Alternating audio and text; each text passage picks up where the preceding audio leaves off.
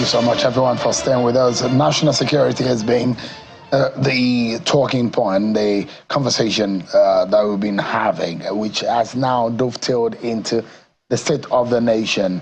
I've been talking to Professor Tukur Mohammed Baba, the National Public Secretary of the ACF, as well as Mr. Bulama Bukati. They were talking to me earlier, but now I have Alhaji Shehu Gabam, who is the National Chairman of the SDP. Thank you so much indeed for your time. Pleasure. Thank you. Where do we go from here?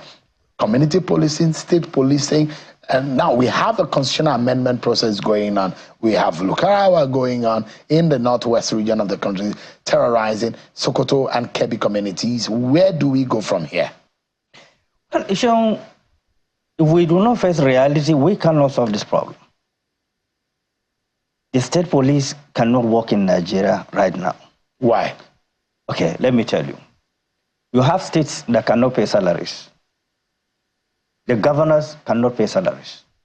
Now you're talking about a structure, a security architecture of states, that the burden of providing the entire system of operation, ranging from uniform, ranging from barrette, ranging from boot, from arms and ammunition, from operational vehicles, foiling the vehicles, maintenance, is extremely very, very expensive. But there are security votes.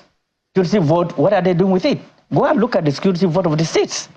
Even the security vote that they are using, they are not even taking care of the vigilante. Every state there are vigilante. Are they taking care of the vigilante? You are talking of state police that will be properly armed, properly equipped to take care of the citizens, to secure life and properties of people in the states, and keying in the political aspect of it. It will create more conflagration than we imagine. And the only state that you can even imagine or think can deal with state police are not more than 2 or 3 that have a little bit of financial muscle to deal with that. Now, why are we going into all these issues? Was it because we cannot develop manpower? The answer is no. But simply because we refuse to apply a visionary policy that will create manpower for the Nigerian government. For instance, you have civil defense that are already employed in service. What stops you from training them, equipping them, and make them combatant force to deal with the modern challenges that we are facing? What stops you from dealing with aspects of the custom and make them operational and combat because of the situation we are facing? What stops you from training the road safety that are being killed on the highway because they don't have arms to stop crime and criminality? What stops government from arming them, training them to add to manpower that we have right now? So there are multiple channels of other sister agencies that you can develop their manpower because they are already employed. You need to equip them. You need to provide the basis for them to operate. Instead of, all these politics of who can control what, and then we are running into unprecedented crisis. We are losing the basis. We are losing manpower. We are losing citizens. Simply because there's no focus, there's no decisive action on how to tackle this issue. These issues are not new all over the world. Insecurity is part of a challenge of all societies, and they come in different versions. It's not as if it's new in Nigeria. In 1999, before the inauguration of President Obasanjo, there was a security report that have indicated in all the 6 geopolitical zones, there are likelihood to be an uprising all over the place. And when Obasanjo was in power, we saw one in Zaki Biam, where Obasanjo was decisively dealt with it and napped it. We saw one in Odi, where he dealt with it, and the situation went down. Now, subsequently, you have leaders that are weak. When Boko Haram came in, if you could remember, towards the end of President Obasanjo's tenure, Yaradua came in. What was the directive of Yaradua? Go after them, deal with them, clear them off decisively. Unfortunately, Yaradua didn't last long. And then Jonathan came in, politics keyed in the name of, it's a religious thing, it's all this and that.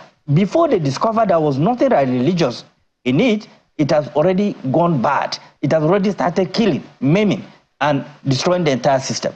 At the point, machineries have to be brought in for us to have local government election in Yobe and Borno states. So there are history of all this. Look at the history of Metasine when it started. If not because you have a very strong mandate, the governor of Kano State, Leda Raja Ubakarimi, who was decisive. He was in Enugu when Metasine struck in Kano State. But they have to fly from Enugu back to Kano State as the governor of the state. And they dealt with it decisively.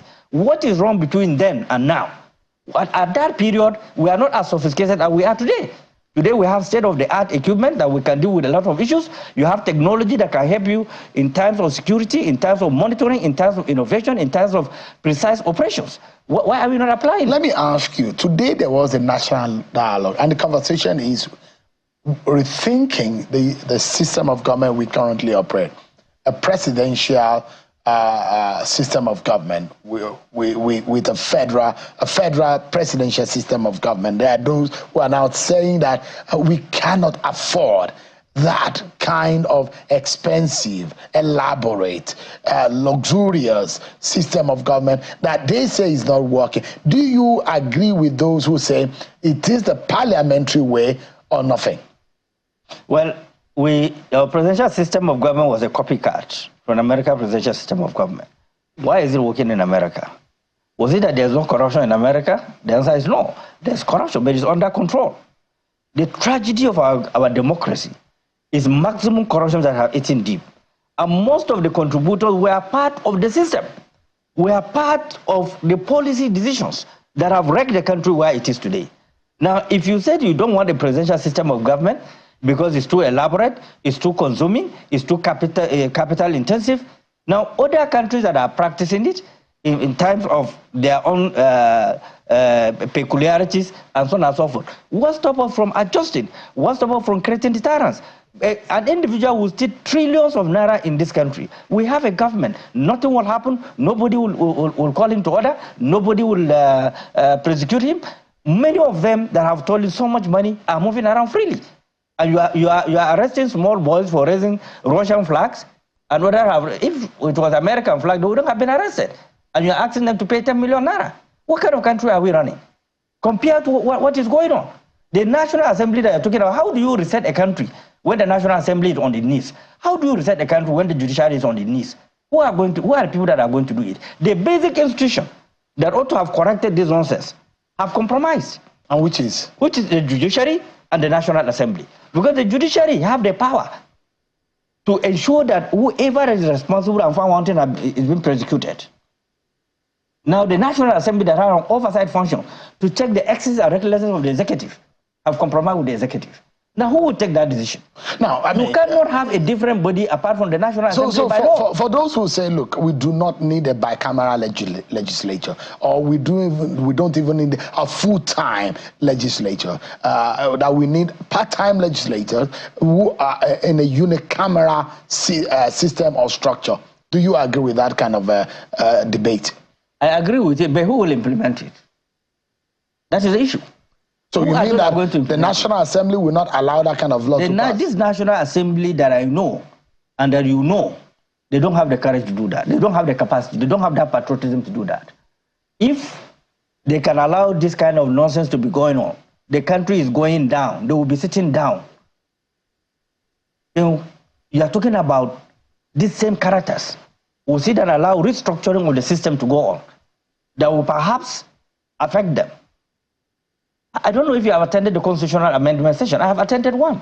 I feel ashamed that at this period that we are, concerned with the gravity of the situation of the country, you don't have people who can sit down as the legislators, can understand where we are coming from, where we are right now, trapped as a nation. We are completely trapped. What would you suggest should be the way forward if you had that power and opportunity to be at the end of affairs? What would you do? What I would say is that for us to reset the system, it means that we have to engage in massive reorientation of the critical sector that will determine who will come to the National Assembly, who will come to the executive, and who will be governor in the various states, and which are the younger sectors. The young men and the young women, because they have 70% of the votes. And so long as we do not work on them, they don't understand the danger of collapsing system on their head, on their parents and their genius' head. There is nothing we can do about it. Unless we agree that we cannot send somebody to National Assembly who cannot comprehend anything, who doesn't even understand the rules of the Senate, who don't even understand what the Constitution is all about. How do you expect him to reset the system? You must send people who believe in the system, who understand the system, who understand the weakness of the system. in the National Assembly that can stand up and ensure that they checkmate the excesses of those who want to compromise the system. Right. There's no any other way.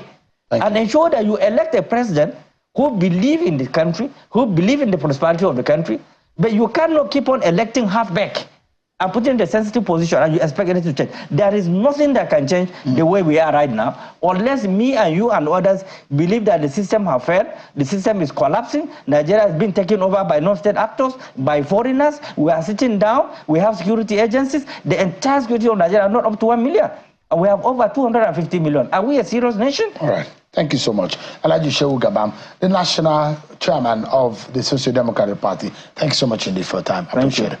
But that's our show for tonight, everyone. Man, thanks for being part of it. I'm Sean Kimale. God bless Nigeria.